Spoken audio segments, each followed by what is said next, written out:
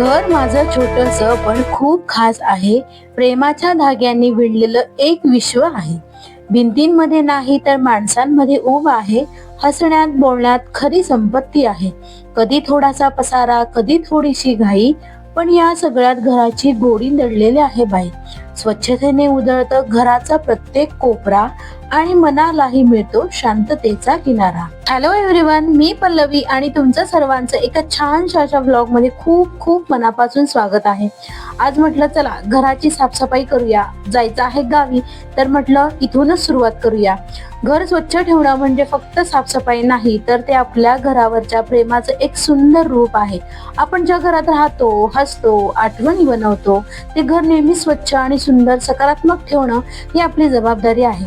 जर थोडासा वेळ देऊन जर आपण रोज घर आवरलं ना, तर घरही आनंदी राहतं आणि मनालाही खूप शांती मिळते. घर स्वच्छ असेल तर वातावरणही छान होतं आणि घरात राहणाऱ्या प्रत्येकालाच एक छान पॉझिटिव्ह वाईब सुद्धा येते. म्हणूनच आपलं घर फक्त राहण्याची जागा नाही, तर आपल्या प्रेमाचं, कष्टाचं आणि आनंदाचं छोटस जग असतं. मग ते घर भाड्याचं का ना असे ना. चला तर मग आज आपलं घर नेहमीप्रमाणे आणि मनापासून स्वच्छ करूया. तर आता मी ते एक फरशी साफ करते, म्हणजे घासते. त्याची एक वेगळी स्टोरी आहे. जेव्हा आम्ही या रूम मध्ये आलो होतो ना, तर जवळजवळ वर्ष झालं.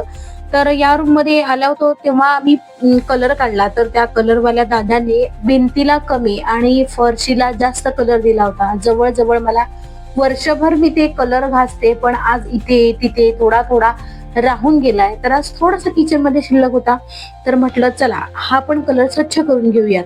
खूप त्रास झालाय. वर्षभर मी तो कलर घासते, पण तो कलर सुकल्यामुळे ना जातच नव्हता. त्याच्यानंतर म्हटलं चला आपल्याला थोडस गावी जायचंय. तर झाडं सुद्धा सुकली होती, तर म्हटलं त्यांना नवीन कुंड्यांमध्ये घेऊया, कारण छोट्या कुंड्यांमध्ये झाडं आता मोठी झाली आहेत.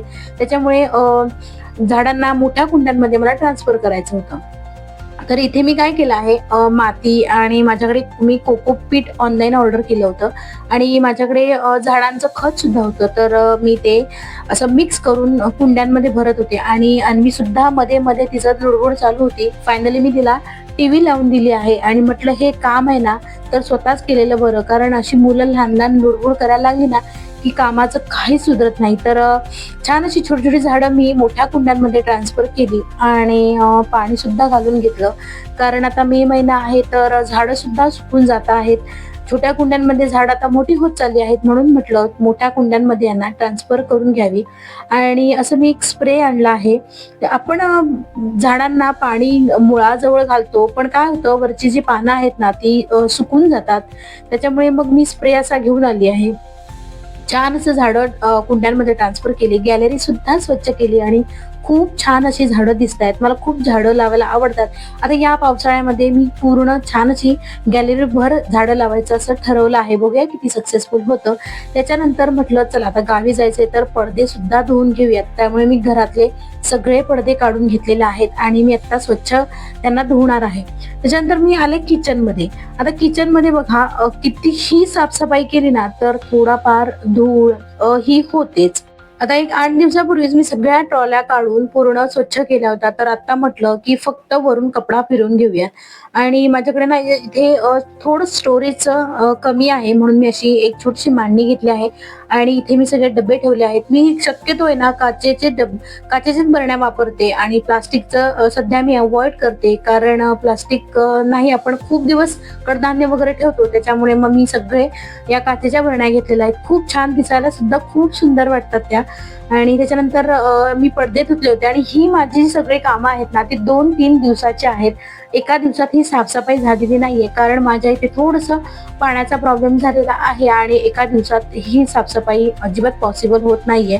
त्याच्यामुळे मग मी एक एक दिवस अशी साफसफाई करत होते. पडदे सुद्धा मी नेक्स्ट डेलाच धुतले होते. आता ते वाळले होते. म्हटलं चला आहेत तर ते वाळले तर लावून घेऊयात. हाताबरोबर झालेली कामं बरी असतात. एकदा राहून गेलं ना की नंतर करेन असं होऊन जातं. त्यामुळे छान असं पडदे लावून घेतले आणि मला गावी जायचं होतं तर मी पापड बनवून घेतले आहेत. आणि मला ते डब्यांमध्ये भरायचे होते. तर मग आठवलं की चला आपल्या इथे शेजारी प्लास्टिकचंच एक दुकान आहे. तर मग आता इमर्जन्सी मी प्लास्टिकचा डब्बा आणायला गेले. तर इथे छान छान डबे होते, कोणता घेऊ विचार पडला होता. मग 1-2 डबे घेतले आणि हे बघा मी उडदाचे पापड केले आहेत. मी म्हणजे काय केलंय, स्वतः घरी पीठ बनवलंय आणि आमच्या इथे ना म्हणजे एक चक्की आहे, सॉरी मशीन आहे. त्या मशीनवरती लोक पापड लाटून देतात. इथे मी तांदळाचे सुद्धा पापड केलेले आहेत. हे मी सगळं पीठ तयार करून दिलं आहे. फक्त त्याने आहे ना हे मला हे लाटून दिलेले आहेत पापड, म्हणजे मशीनवरती खूप बरं पडतात. घरात एवढे पापड लाटणं नाही पॉसिबल होत, त्याच्यामुळे पीठ करून द्यायचं आणि ती लोक आहेत ना मशीनवर हे असे पापड लाटून देतात. खूप छान कन्व्हिनियंट पडतं हे सगळं.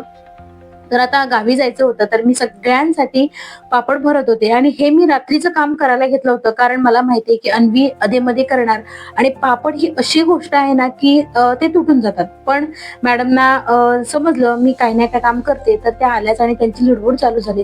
त्याच्यानंतर माझे पापड सगळे मी वेगवेगळे ठेवले गावी जायचे आणि माझे पापड भरून ठेवले. त्याच्यानंतर नेक्स्ट डेला त्या मी फ्रीज साफ करायला घेतला. तर मी म्हटलं पाण्याचा प्रॉब्लेम असल्यामुळे एका दिवसात ही कामं काही होत नाहीयेत आणि फ्रीज मी क्लीन करायला घेतला. आता गावी जातो तर आपण असंख्य अशा गोष्टी फ्रीज मध्ये ठेवतो ना की त्या नेक्स्ट डेला लक्षातच राहत नाही. आपण म्हणतो की हा आता नेक्स्ट डेला आपण हिचा यूज करू, पण त्या अशा काही गोष्टी अशा असतात ना की राहून जातात. त्याच्यामुळे खूप सारं असं राहून गेलं होतं. फ्रीज क्लीन केलं, त्याच्यानंतर मग अन्वीचं कबड मी क्लीन करायला घेतलं, कारण कितीही क्लीन करा तरी मॅडम आमच्या वरून खालून कपडे करणार आणि वरचे कपडे सगळे पडून जाणार.